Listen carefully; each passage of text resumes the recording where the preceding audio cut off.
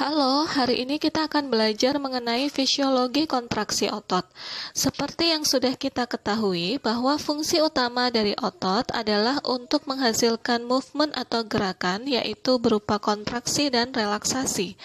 Adapun fungsi tambahannya adalah untuk memelihara postur tubuh dan untuk memproduksi panas. Kita menggunakan otot untuk beraktivitas setiap hari. Kita memiliki 3 jenis otot di dalam tubuh, yaitu otot jantung, otot polos, dan otot skeletal atau otot lurik. Otot jantung dan otot polos dikontrol secara tidak sadar atau involunter, sedangkan otot skeletal atau otot rongga dikontrol secara sadar atau volunter.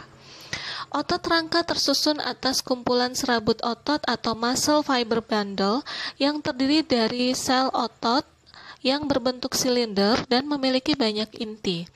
Otot akan berkontraksi dan berelaksasi jika menerima rangsang dari sistem saraf. Neuromuscular junction merupakan tempat pertukaran sinyal. Pertukaran ini terjadi ketika synaptic bulb dari sebuah akson terminal terhubung dengan serabut otot. Serabut otot tersusun atas banyak myofibril.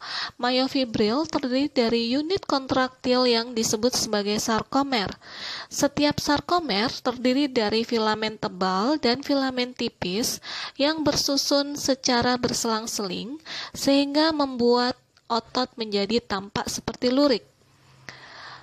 Filamen tebal disebut sebagai myosin berada di tengah sarkomer dan dibatasi oleh garis M, sedangkan filamen tipis disebut sebagai aktin berada di luar sarkomer dan dibatasi oleh garis Z. Kontraksi terjadi ketika sarkomer menjadi memendek. Kontraksi otot membutuhkan ATP. Kontraksi terjadi ketika kepala myosin terangkat dan menyentuh binding site pada aktin sehingga membentuk cross bridge atau jembatan silang.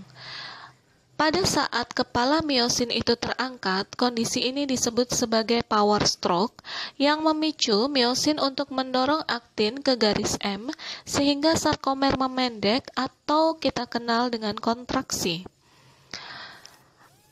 ADP dan inorganik fosfat lepas saat power stroke. Meskipun demikian, myosin tetap menempel pada aktin sampai muncul molekul ATP yang baru.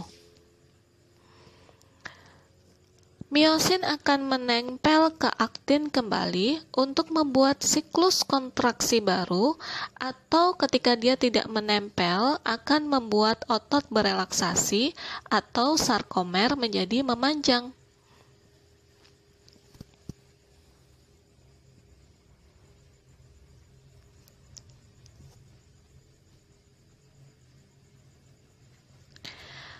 Kontraksi otot dikontrol oleh ion kalsium.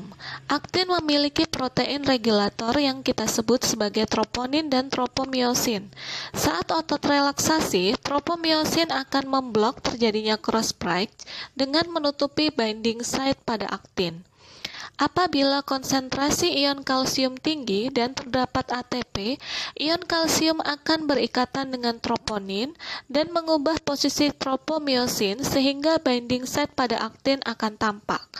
Hal ini mengakibatkan myosin akan berikatan dengan binding site aktin dan membentuk cross bridge.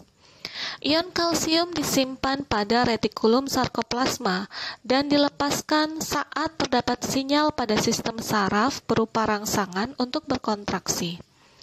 Molekul neurotransmitter yaitu asetilkolin akan dilepaskan dari sinapsis saraf dan akan berikatan dengan reseptor asetilkolin. Kondisi tersebut disebut sebagai depolarisasi. Ion kalsium akan mengalir ke myofibril yang kemudian memicu terjadinya kontraksi. Akibatnya sarkomer memendek dan garis Z mendekati garis M. Apabila sel otot memendek secara serentak, otot dapat memproduksi gaya yang cukup untuk menggerakkan anggota tubuh.